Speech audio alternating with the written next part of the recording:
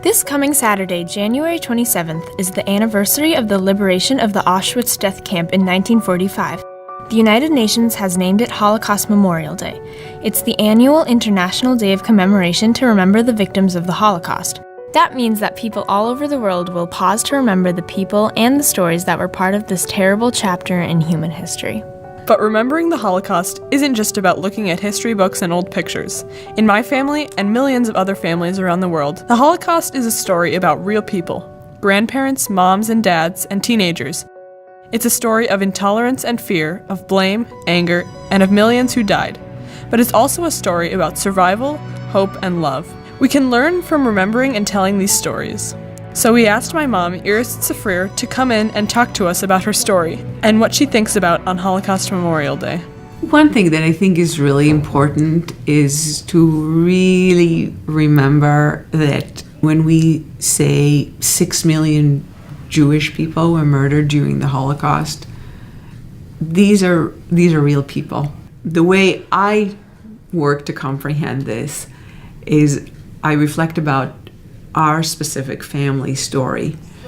And I want to learn more about my grandparents that I never met. My dad, for example, his parents were murdered when he was 13. He became an orphan. He had to look after himself. His siblings were murdered when he was a teenager. He went through death camps when he was a teenager. They were real people. His siblings were real people. They did what kids do, what teenagers do, what families do. And so when I think about them, that's how I want to think about them. They were real people, and it just makes me feel closer to them. Why is knowing the stories of your family important? What I figured out is that when I learn the stories about my parents, I understand my parents better. And that helped me a lot to understand why they behave the way they do, right? I mean, I think this is a pretty natural question for pretty much from teenager on. Why do my parents do certain things? It's really important to at least assume that everyone that we meet has a story and that there is a reason why they behave they do. And knowing that they have a story, they have history or her story, and it just softens the relationship between people. So that's why it's important to me. What did you learn about yourself from hearing our family stories? Once I learned these different behaviors and I understood where it's coming from because of the trauma that they went through during the Holocaust, I was able to say, okay, I really respect how they are handling themselves today in the world and how they do the best to raise a family.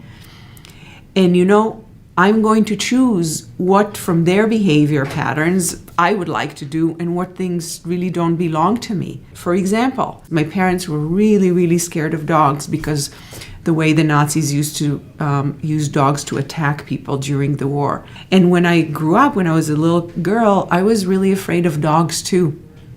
But then at age 9, I decided that I don't want to be afraid of dogs anymore. Once you learn to understand the behavior patterns of your parents, you can then make your own decision. What belongs to you, what doesn't belong to you, what do you want to keep, what do you have a lot of pride in, and what things maybe don't make sense anymore. How can I ask about someone's story? How can I get to know their story without saying what's the story?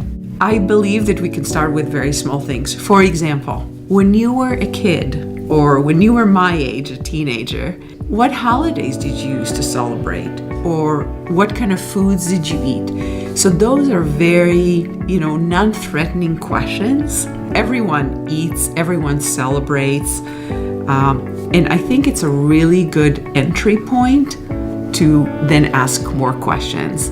Because when someone tells you what kind of foods they like, you're like, oh, what occasion did you used to eat this food? Did you used to eat it with your grandparents? Did you used to eat it with, people of your age? And it's just kind of a nice entry point to learn more about the other person. We love the idea that finding simple ways of asking people to tell us their stories can help us learn important things about them. Instead of judging, we can understand something about why people do the things they do. So let's try it with each other. Your C2 advisors have pride cards, and your job is to talk to people around the room, students and teachers, and see how many signatures you can get to black out your card. These are simple questions we can ask each other to learn a little more and go beyond the single story. Do you know how to cook something? Yeah, I do. Don't be afraid to follow up and ask them to tell you a little more. What do you know how to cook? I know how to cook cornbread. Ooh, yum.